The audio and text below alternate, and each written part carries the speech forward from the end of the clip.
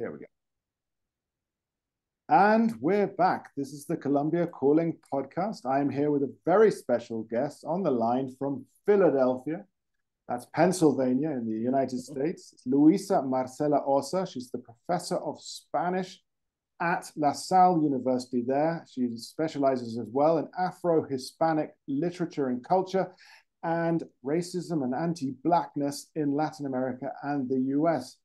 So we got in touch over Twitter, and now we're here talking. So welcome on the Colombia Calling podcast, Luisa. Thanks so much for having me. I'm really excited to get an opportunity to speak with you. Well, no, it's exciting for me because, of course, history. I go down rabbit holes daily on history. And what you sent me and what I saw on Twitter, which immediately sort of awoke me to your interest, was of course this emphasis on the African elements in Colombian music. And it was this article that you wrote called Evoking Africa. And not only that, is that you are an academic, but you are trying and doing so, to break down the borders of academia with, let's say, the regular world, so that these articles are more accessible to people out there. It's not a one long line of references to other academic articles and sort of, let's say, backslapping within the academic world. But I really found this article, Evoking Africa, and the subtitle is The Music of Jairo Varela and Grupo Niche. And I think that's a great place to start. Now, you are half Colombian, and you grew up in between Manizales and, I want to say, Ohio. Yep, correct. So there you go. And, so you're back and forth, but you have you're very personally invested in this sort of recompilation of history and culture. Perhaps you could tell us a little bit about your past and how you got so involved in this. Sure. So, as you mentioned, I'm biracial, bicultural, I guess, to limit it down. So my mother was Black from the United States, and my father was white from Colombia. They both have passed, but he was from Manizales, and my mom was from Columbus, Ohio. So I was born in the States, but I spent a lot of my childhood um, in Colombia, in Manizales. Did some of my primary education there. So as we talked, it's hard, often people want exact years and exact numbers, but it wasn't chronological, right? So I was one of those people, for some months we might be in one country, then we'd switch to, go to the other country. So there was a lot of back and forth in my early years.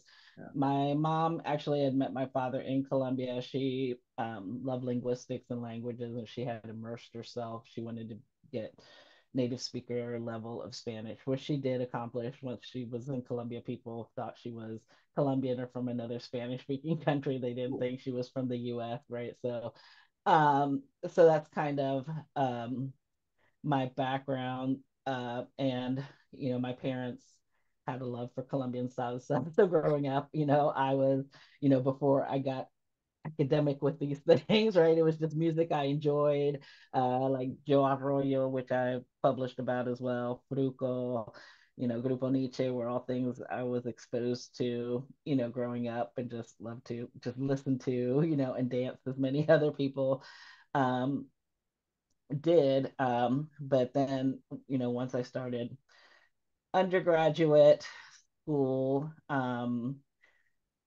started in business, and that didn't go well. I didn't like that. Meanwhile, I was doing well in my English classes and writing, and then there was a language requirement at my university, so I went into like an upper level Spanish course, tested out of the lower level Spanish, and I liked the Spanish courses too, so I was double majoring in English and Spanish. And during that time, my father was in Colombia at that point. I was going to Notre Dame. My father sent me a couple of Manuel Zapata Oliveira's novels. I think he sent me Chambacu and Chango and Gran Putas. And I think I started, but none of my classes that I was taking, featured Afro descendant authors, and in Latin America or anything like that. But I was fortunate. I found an open-minded professor that I said, "Hey, I'm really interested in learning about this author and more about Afro-Colombians." And so we did an independent study on Chambaku and Manuel Zapata Oliveira. So that would kind of open the door for me, kind of on my own, to get to learn more about these things. And so when I went to graduate school, similar experience, very limited on what we learned about the Black diaspora in America. There might be a little bit of Nicolas Guillen or somebody like that in the curriculum, but few and far between. So again, was fortunate, found a good advisor that was open-minded, and I ended up writing a master's thesis on Chango by Manuel Zapata Oliveira. So that that was a great experience, and I learned a lot through there. And then when I went to, and that's actually from where one of my first publications comes out of. I took a chapter from there on Chango and was able to publish it in the Afro-Hispanic Review. And then in Ph.D., similar story, right? Where the Black authors, where the Black diaspora found someone where we kind of we did the Caribbean at least. So I worked with a non Black author, Mayra Montero, that incorporates a lot of the not just African but Chinese diaspora in some of her novels. You and I talked about that, prior to recording. So that also generated interest in that, because my approach was, besides my personal interest as someone that's is Black and not Afro-Colombian in the truest sense, right? But as part of the Black diaspora, you know, I was interested in that from a personal level, but I was also, as I mentioned to you when we were preparing for this, that how many articles do you need on the same famous authors all the time, right? So the things that piqued my interest were the things that I felt weren't being studied as much, weren't getting attention, right? So the fact that this author of Mayra Montero was talking about the Chinese diaspora in the Caribbean also got my attention a lot, and so I focused on studying some of that in grad school, and then that also led to some publications down the line. But throughout this, right, going back to the music, I've always had the love and passion for the music, and just listening. Some of it started very informally. I'm listening to Nietzsche and songs like Han cogido la cosa and then also going back to Joe Arroyo as well, right? Rebellion and things like that. And then it's just hitting me like nobody's writing about like the content, the lyrical content, right? Everybody's shaking their behind because they're very catchy songs, right? Yeah. They make you want to get up and dance. Uh, but they have very serious content about, the Black experience in Colombia, about the history of enslavement and all these sort of things. So I consider music a type of literature as well, right? Especially when you have such serious content as that. So I kind of, finally just decided I'm going to write about these things, and that's kind of from where some of these articles came about. So the most recent one, which you referenced on Evoking Africa. That's my most recent publication, and it's titled like that, Jairo Varela and Grupo Niche. Some of your listeners already know, but for those who don't, right? He wasn't just a member of the band, he was truly the band leader, and he composed pretty much every song they've recorded. There might be a couple of exceptions, but he was a very prolific songwriter and composer. And so, the content lyrically is also his for the majority of their songs. So since I'm talking about the lyrical content and the meaning behind it, it was important to to point to him, right, as the author of these songs. So I mean, it's incredible because you obviously Colombia, you are Colombian, and I'm here, and I was just talking to some Colombians this morning before this, saying, well, look at this article, And I said, look, Mm-hmm. Niche como yo is Mm-hmm. basically black like me. They didn't know Exactly. that. They did not know Mm-hmm. that what it meant. And they're Colombian and they're Yeah. from there. And as you say, you know, the lyrics in these songs are very powerful. And I can think of the Joy Arroyo one, Rebelión. Mm-hmm. Is that the one with the chorus? Is it not No lo pega la negra? Si no le pegué a la negra, I mean, this exacto. is strong stuff, and yet you just see Mm-hmm. people sort of, you know, I mean, I don't know if they're twerking, but they're twisting their, you know, Yeah. their hips to it. Yeah, yeah, It's, exactly. you know, it's almost a protest song in its way with the lyrics, not protesting, but it's at the very least it's evoking the No, history. no, I would call it a protest song. It's a song with many layers. So that publication is in Spanish that I wrote about that article, but in simple terms, I talk about the layers because you can read it. Mm. No, obviously a lot of people just enjoy the music, and I do too. Like that Yeah. song is really hard to sit there when that song comes on, Oh yeah. right? You want to get up and dance, but then it's a love song, right? Because the lyric is about an enslaved man who is tolerating all this terrible abuse and stuff. He's Mm. not happy, but he's kind of, tolerating it for lack of a better word until right the enslaver hits his beloved, right? Then that's a line, right? He's like the tone of the song is kind of like I'll put up with it, but no le pegue a la negra, right? You're not hitting like my woman, and so he's willing to rebel to protect her. So there's like the love song level, right? That she's willing to fight to protect her, but obviously we know that really that's symbolic of rebellion, right? And on a deeper um level, because to your point also the song gives historical Yeah. dates, right? En los It años starts, doesn't it? 1600, right? In the Yeah. 1600s, right? Yeah. He gives the history of when the transatlantic slave trade starts and when it arrives in the Americas, and then he weaves in kind of this couple and this love narrative to represent all the issues and abuse and Yeah. things, and how protecting his the woman that he loves um creates a rebellion. Mm. So it is a protest, and it's also dropping historical tidbits as it goes along. Obviously it's not that I know of a historic specific couple, right? But there are specific history notes woven into the story that's symbolic of all Yeah. these deeper issues, right? Well, it makes me think, and you reference this in your article. It Mm-hmm. makes me think when we talk about the dates and stuff. Of course, of Mm-hmm. Bencos Biojo, Mm-hmm. the rebel Exactly. slave, was he Mm-hmm. brought through Cartagena, and they estimate that 1 million slaves were sort of processed through Mm-hmm. Cartagena.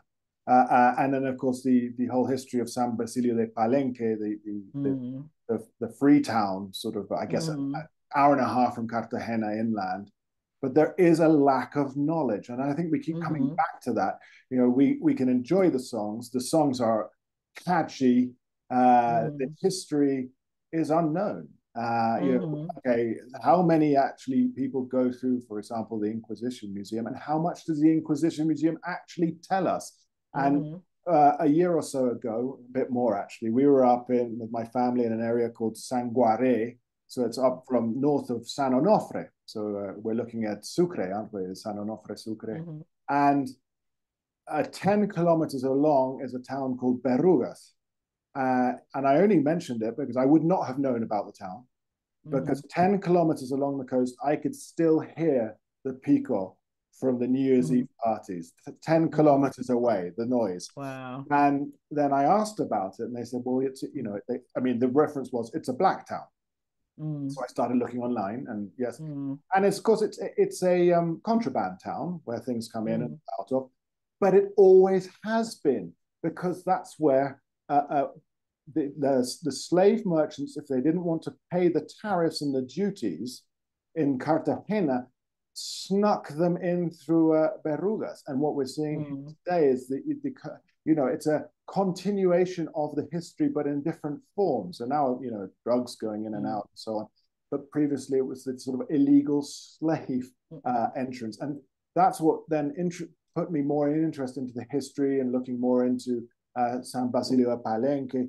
And it beggars belief to me that it's not kind of on the national curriculum. There's a sort of, when we talk about history in Colombia, there's just so much that's obviously the colonial history, the white European history, and then, go through the comuneros, and then there's the conflict kind of erases anything else. And only now, I would say, people like yourselves and, of course, other academics are starting to sort of uncover what it means to be Black in Colombia. And I think this is so very important because, again, from your piece, these are facts from your piece, is that, is the largest Afro-descendant population of any Spanish-speaking country in Latin America. Of course, there's, we can talk about Portuguese and Brazil, but Colombia, for the Spanish-speaking, it's huge. And yet we're treated as if it's a minority here, but it's a subject, a key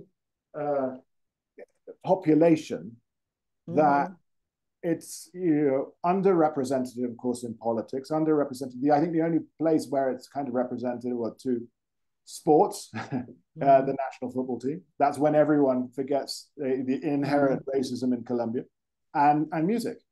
And you were writing about these. I think it's fantastic that we can talk about these things now. And I wanted to reference a little bit Manuel Zapata Olivero. He's from Rica in Cordoba, wasn't he? I mean, because there's a big mural. Yes, if I remember correctly. And I had to read up on him because I brought a group. I brought two groups of Americans through there. The first tourists ever to go to Lorica, like big American groups. And I had to say, this is an author, so I had to read up. The information is not out there. It's not out there in English. It will be to people looking for it, but it's not sort of general. So I think you have really obviously are touching on something that's so very important in this, and of course it talks about all of this subject talks about race and discrimination, which is very much an issue perhaps not addressed enough in Colombia. What do you say on that kind of front? Yeah, well, with Manuel Zapata Oliveira, he's an extremely important figure. And to your point about finding materials on him, in academic circles of people that do work related to like what I do, Afro Latin American literature and culture, they're definitely a solid group of people studying him, but more, I'll say, like, what to your point of like, if you're trying to introduce people to his work that aren't academics and that kind of thing, like simple articles on him or things are likely lacking, right? Because I have some publications on him. I know a number of scholars that have done work on him, like Marvin Lewis, Antonio Tillis, and a number of other people. But he's definitely under-revered in Colombia and outside of Colombia, because not only was he an author, he was an extremely accomplished man. He was an anthropologist. He got his medical degree. And so he was really, and I think I'm forgetting something, but he was an incredibly studious and accomplished person. And so, way before me and some others, he actually was really hard to preserve, like maintain and preserve and recover a lot of Afro-descendant history. So, for example, I know that, and also indigenous history, because people focus his work on the African diaspora, which is very important, but he also, he had, you know, he called himself tri-ethnic, so I know he had indigenous ancestry as well. But he also thought it was very important to preserve like oral history of indigenous groups in Colombia as well. So I know that he worked for a time, going to different regions of Colombia and literally recording like stories of elders, be they like, kind of campfire stories or also their histories and narrative. And his daughter Edelma Zapata Perez was very much understudied, and also a figure that I do work on. She participated in that work as well, and for a while they had a radio show together where they shared and disseminated some of that work, and it almost got lost when Zapata Olivella passed away, but fortunately, Vanderbilt University stepped in and they acquired a lot of those recordings and documents that he had made. And they have a Manuel Zapata Olivella library at Ah. Vanderbilt. Yeah, so if anyone's interested, you can look that up and Google it. And I know that they were in the process. I haven't looked recently, but from what I remember, some things Zapata Olivella had transcribed, but a lot of it wasn't transcribed. It was just recordings, right? So I know that at Vanderbilt there were people working on also creating transcriptions of like these recordings of stories and histories that he and Elma had collected. Mm. So so there I know last time I checked it's been a year or two, but a good number of these recordings have been transcribed. So it's definitely a good place for people that want to learn more, not just about him, but about some of the history that he tried to preserve and collect, to check out the Zapata Olivella library from Vanderbilt. You know, they have a website so you can access a number of these materials What what there. what kind of years are we looking at? The lifespan of Manuel Zapata?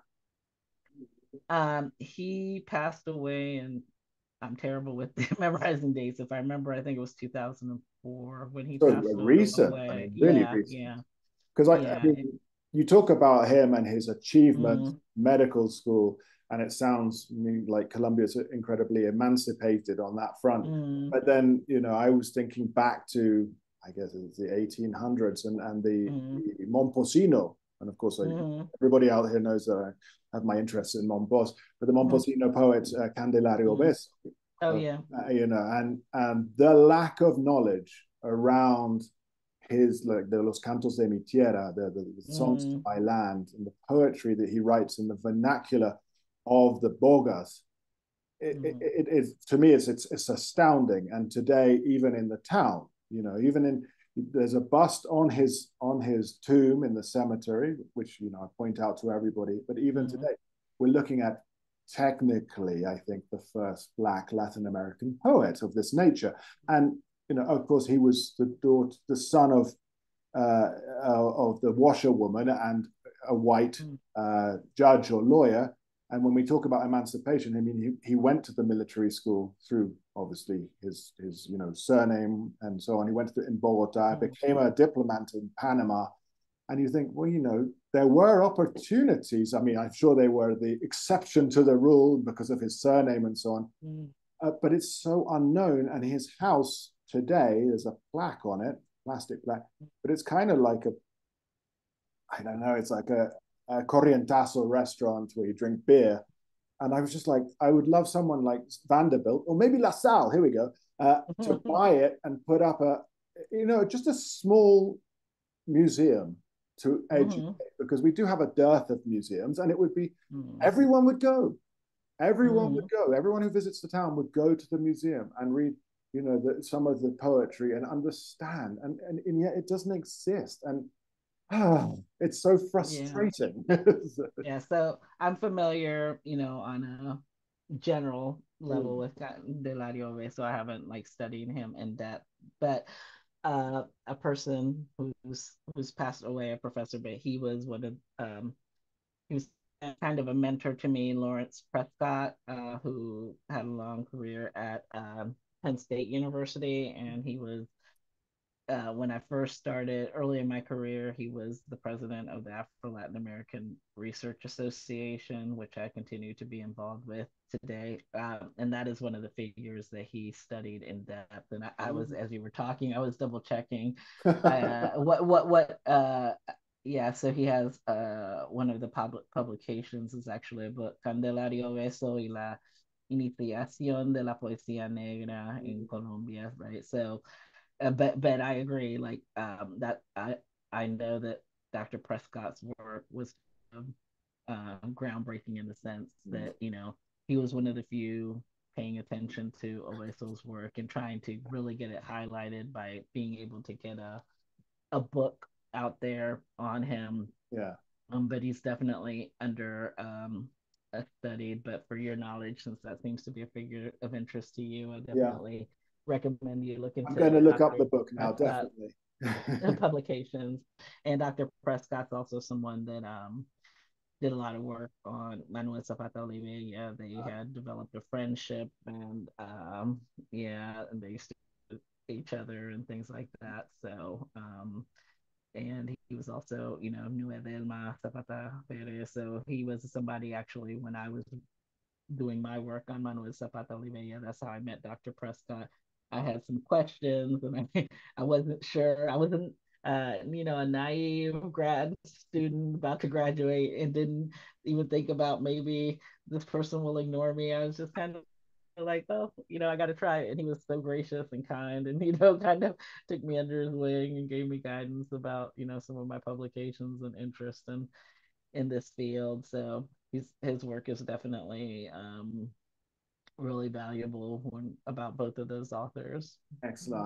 I'm going to research that. Lawrence Prescott and Penn. Mm-hmm. But I wanted to, let's go back a little bit now. So Mm-hmm. we digress, and that's the whole idea. That's right. But I like it because we're still covering the same points. But Mm-hmm. some of the comment and the quote that you put in your piece, and it's the quote from Barrella, there's no Colombian influence in my music. Mm-hmm. How do we interpret that? I mean, is it just that Afro-Colombians are using oral traditions to preserve their history? I mean, you are Colombian, so how do you, as a Colombian, interpret that?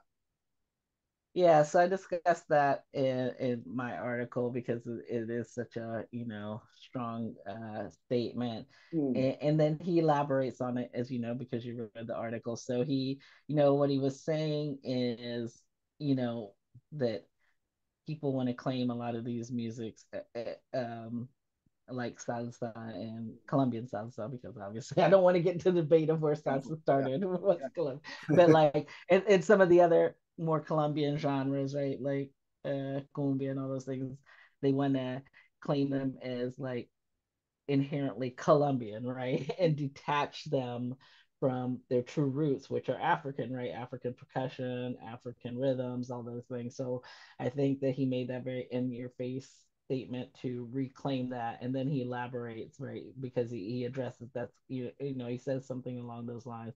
Obviously, I'm not quoting him directly, but the idea of once he elaborated on it, he said, it doesn't mean that it's not that these musics didn't evolve or change in Colombia, but at their core, right, was the music brought by the enslaved African people, right? That particularly, he focuses on like the coastal regions in Choco, right? He's talking about where a lot of these musical styles grew from, that many people will just say, oh, they're Colombian, right? Yeah. And I think I think it was his way of like pushing back on those narratives that end up erasing, right, the contributions of Afro descendants, right, of Black Colombians to Colombian culture, right, just becomes this generic Colombian thing, right? So now, taking those ideas and going a little away from my article, right? Like you take an example like cumbia,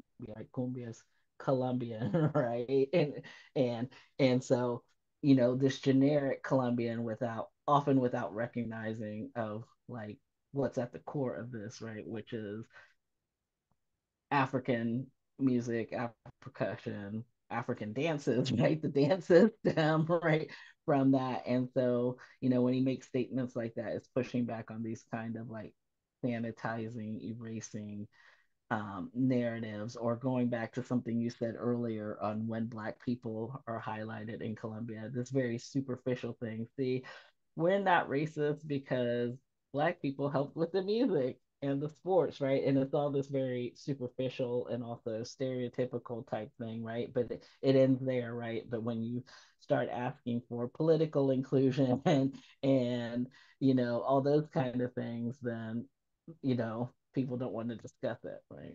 Yeah, and I mean, you know, when you talk about the different genres of music, and when you Mm-hmm. talk about the Pacific, the curulao, it doesn't Mm-hmm. seem to me that there's anything more pure African than the curulao. Mm-hmm. I mean, the Mm-hmm. marimba, the way it's played, everything, and cumbia, of course, is the whole platform that it's based on. I know the gaita is different, and I know the huacharaca and everything else, but Mm-hmm. the whole platform that makes cumbia, that makes chande and mapale is African, and that's Mm-hmm. so I wanted to broaden our conversation to include Okay. more contemporary Mm-hmm. music then in that one because you know we talk about vallenato, and of course it's got the drum in there as well. I mean the Mm-hmm. accordion, of course, and that's where they say it's the you know people will say it's the purest Colombian and what we think of as Colombia because it's got the European, it's got the indigenous huacharaca, and it's got the you know the African tambor. Mm-hmm. Is that right, or can we say no? You know, let's be a bit more direct and let's investigate that further. But people are very happy to say no. This is the purest actual Mm-hmm. Colombian music. But I want to say, well, it's a blend of others. So I don't know. Mm-hmm. Yeah. I mean, I'm not a musicologist, so I won't delve too deep into that, but I'm always hesitant about anything that claims to be pure, right? Yeah. So whenever people are using those kind of words, I always recommend caution and investigating. I mean, I will say I wouldn't call it the purest, but yes, it definitely is a genre vallenato that takes influences from European, indigenous, and African. But again, you know since my expertise is more cultural and narratives, I would invite listeners to think about, but how is that information presented, right? How are those narratives spun? Why is it presented a certain way? So often, the work I do, when it's presented of like this is Colombian and in a very, again, going back to superficial, because it's the white and the indigenous and the black and all in harmony, right? Ah, Why is that, right? It's presenting that narrative of mestizaje yeah. in a very what I call toxic way, right? That everyone's mixed and therefore there's no racism, and see, we all listen to vallenato and dance, right? And obviously I'm exaggerating for effect, but those it Yeah. really is a lot of that, right? That the people take that and they do that, and then again, Missy Sahe, and there, I've written about this in some of my work, but there are a lot of scholars that work more in depth on this. How the narrative of Missy Sahe in Latin America is weaponized again to not deal with how indigenous peoples are treated, to not deal with how Afro descendants are treated, right? To create these narratives that all these nations are all multiracial or mixed, or depending on the country, pick your variation of it, right? But because of that, there's no racism, right? So I would present it from that standpoint, just kind of be thoughtful and critical as to how the information about these different musical genres, if we're tying it back to vallenato, whatever, right? How they're presented and why they're presented that way. How accurate is it, right? But I like it. Or I like what's the intent, right? like you say, question everything. Mm-hmm. Question everything. And then, well, I mean, I know you're not a musicologist, but then Mm-hmm. something that is, of course, incredibly current because only recently a song was released by Colombia's premier singer, Shakira. Uh, I guess it's pop reggaeton. I don't really understand Mm-hmm. reggaeton, but pop reggaeton, because the reggaeton that I remember at the beginning is the sort of what's his name? I can't even remember. Teo Calderon, like the forefather Mm-hmm. of reggaeton. And then, you know, we've got this sort of Romeo Santos and Mm-hmm. another one from Medellin, Maluma or whatever. And it's all much Mm-hmm. softer reggaeton. And I guess that's what Shakira has moved into with this. Uh, could we call it a protest song or is it a revenge song? I don't know. I think it's a woman scorn song. If it's a song, I only got to listen to it once, but I saw it trending on Oh, Twitter. Right, her new song that just came out yeah. this week. So it sounds like a Salpicar and everything. It's got yeah, everything in there. yeah. So I wonder how we look at that one. yeah. I mean, I haven't like studied her song, but I can speak more broadly Mm-hmm. and tie it to her. So the reggaeton is something I do teach about. So, and again, very rooted in the Black diaspora. So, in very simple terms, right, reggaeton is an offshoot of reggae en español, which is an offshoot of Jamaican reggae and dancehall. So, you have Jamaican reggae and dancehall uh, in Jamaica region in English, and then in a country that gets forgotten is Panama. So, Panama is really the place where reggae en español, right? Reggae in Spanish really took off. So, and you have people like El General who, became super popular in the, was it 90s? Yeah, I don't get making sure the dates, early 90s, if I remember correctly. Uh, but they took, he was doing more traditional reggae and dancehall, and Panama in particular became the locale because of the immigration from Jamaica to Panama. There's a lot of back and forth relationship between Panama and Jamaica, and Jamaican workers historically going over to Panama. You know, in the past, it's been on the Panama Canal, and other times gone for other reasons and stayed. Yeah, in Panama, like El General is the most famous figure, right? He was omnipresent during that time era where he just had to hit after hit, but it was like more traditional reggae dance hall, but in Spanish, right? And from there, you know, it kind of evolved into reggaeton. Puerto Rico is usually the place that's given credit as where what we now consider reggaeton evolved. But again, it's very important to recognize the roots. Reggaeton didn't just pop up on its own, right?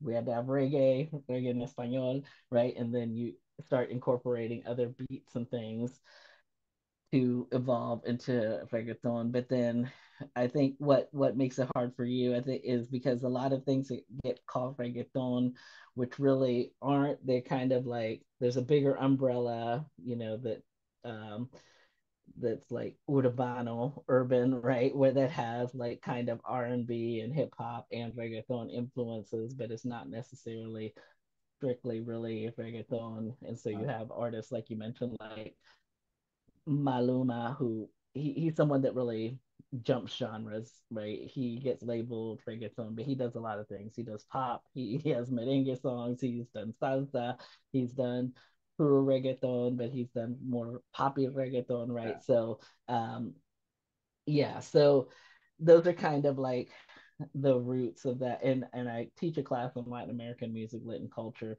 and we get into that. So again, now for the listeners that weren't familiar about the history, think of who the faces are of reggaeton, right? You have Maluma, you have J Balvin, you have like all these people that are very white or light skinned, right? Where are the black people who are at the root of the music? So again, these are questions that I invite people to think about. There are exceptions, but a lot of the people that were truly behind the music have been erased, or they're not the ones making money. They're the ones that start to play small venues, right, and do that while there's been a lot, the music industry, right, selects. And it doesn't mean that some of these people aren't talented, right? But why are they the only ones getting selected, right? Where are the the black people, the darker skinned people, why aren't they getting the same level of fame, right, as the other artists I mentioned, when it's a genre clearly, undeniably rooted, right, in black music and black, not just music experience, because just like reggaeton is very influenced by US hip hop, which again is a genre that came out of not just music, but people's experiences and rapping about like their experiences, including racism and things like that, right? So you have a genre that's very important to people, both of them, right? Hip hop and reggaeton, that yes, is about dancing, having fun, but also had deeper meanings, right? And then you extract, there's a lot, the music industry does a lot of extracting the original people out of the equation, right, putting these new faces and more sanitized messages out there or more pop or um, just shake your butt messages like a better way. And there's nothing wrong with that. But I'm pointing these things out so people think about like what is happening and who's represented and who's not. So like the whole, appreciation versus appropriation, all those kind of things, right? I mean, I do think it's fascinating things that don't, obviously occur to me. Mm-hmm. But I mean, I have ideas and so on. Mm-hmm. But why would you? I mean, have you got, or your students, when you ask them to think about why, let's say, the creators or the talented musicians that maybe bring the music that then gets, you know, sanitized? I don't know. Mm-hmm. I don't know if that's the word I want to use, but then gets packaged for Mm-hmm. sale. Why does this happen? I mean, why? Because we have, I don't. There are obviously black artists who are massive Mm-hmm. and incredibly talented, Mm-hmm. and I wouldn't, I don't know. I mean, Mm-hmm. is it because is it an easier thing to package a whiter? I don't know. I don't understand. You are I mean, the yeah, expert. I mean, for me, it's there's racism and colorism involved because there's no reason to package something again that wasn't even created originally by a certain group and Yeah, continue to package people that have nothing to do with that culture as the faces of it. And again, for me, it doesn't mean that some of those artists are good or can't be included, but why are they the primary faces and why do you yeah, have to hunt for some of the people?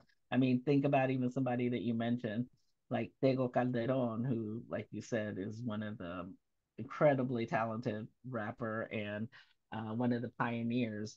But think about like his fame versus, you know, some of the other people, right, is not the same, right?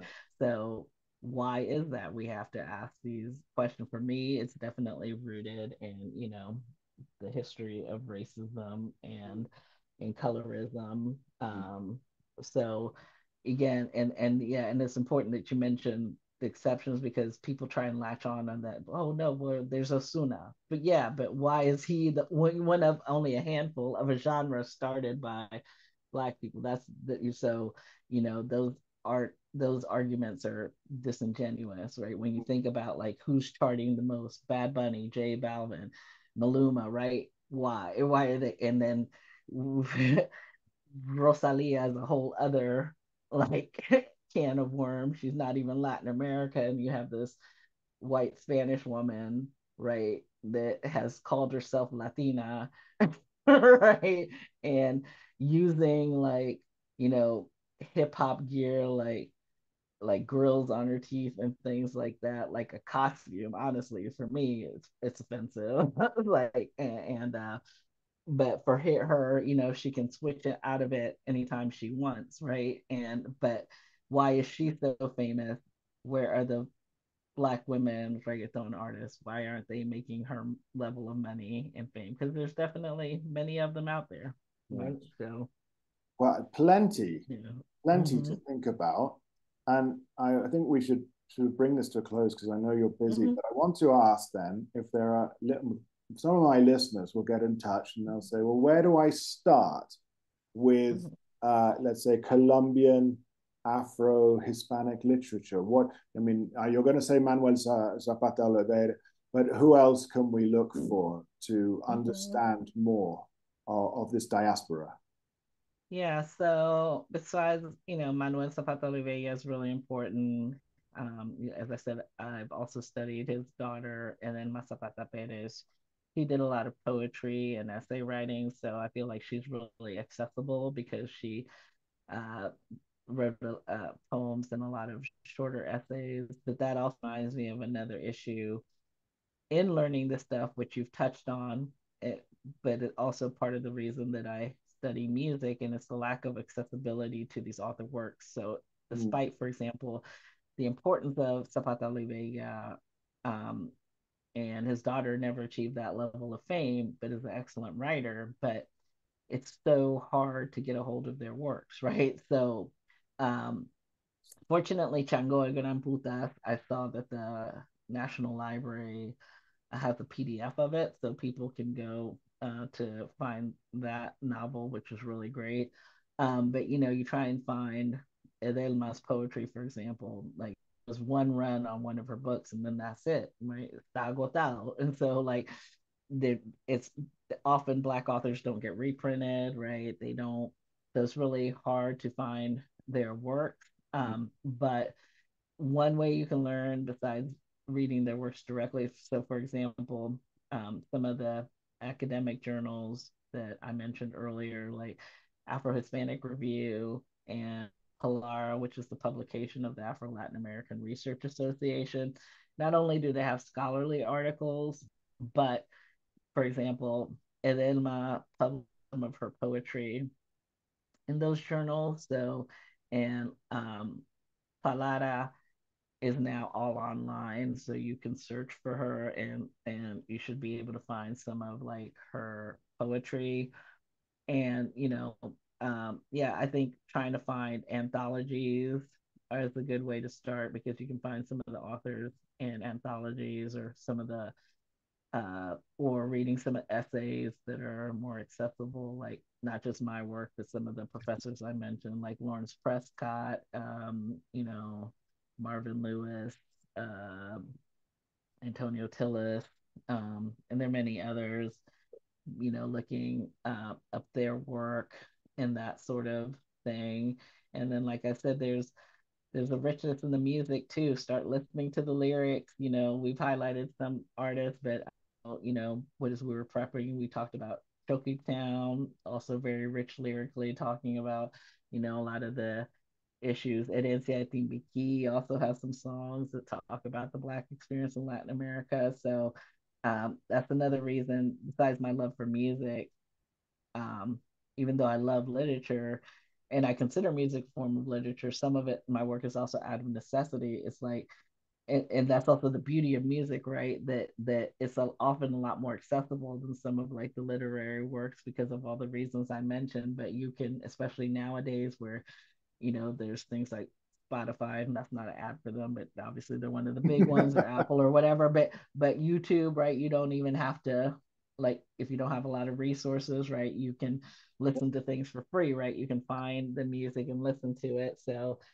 music can often be much more accessible. And as I said, if you're listening closely, it can plant the seed for people to look up some of this history, like the songs we referenced before, like Rebellion, but also we in my article I talk about Cimarron, which is another one that literally gives lots of historical facts and talks about uh, Bencos Biol and all that. So take the songs and then if they talk about a figure that you didn't know about or give a date that you didn't know about, right? Start looking it up, So I think it's also a fun way to learn and push yourself and things like that. So. Well, thank you. Thank you for sharing with such enthusiasm and, well, there's a profundity of Thank you. knowledge This was so about. fun. It's meant to be fun. It's meant to be a conversation. I hope people are, on the walk or the commute or in their cars listening to this and think, oh, you know what? I gotta do a bit more digging. I gotta listen to the I hope lyrics a bit so. more. And so I just take this moment to say Luisa Marcela Ossa, who's the professor of Spanish at La Salle University, with an emphasis on Afro-Hispanic literature and culture and racism and anti-Blackness in Latin America and the USA. Thank you so much for your time. Thank you for sharing this bottomless pit of knowledge that you have. It's been really fun, and I know that my listeners will be, they'll be drawn in by this episode. You've been a star. Oh, thank you. I hope so. And thank you so much for the invitation. This was really fun for me. These are topics I love talking about. I hope your listeners enjoyed. And I hope we get a chance to maybe do another one on another topic. Well, why not? Why not? Well, we can throw around some ideas because I Sounds good. think we could spend hours tapping Mm. your knowledge on this Thank subject. you. So I thank you appreciate it. again to Thank you so Professor much. Ossa and well to my listeners, get involved, please. And now we'll say goodbye and over to some of our sponsors. So thank you again for listening. Bye bye.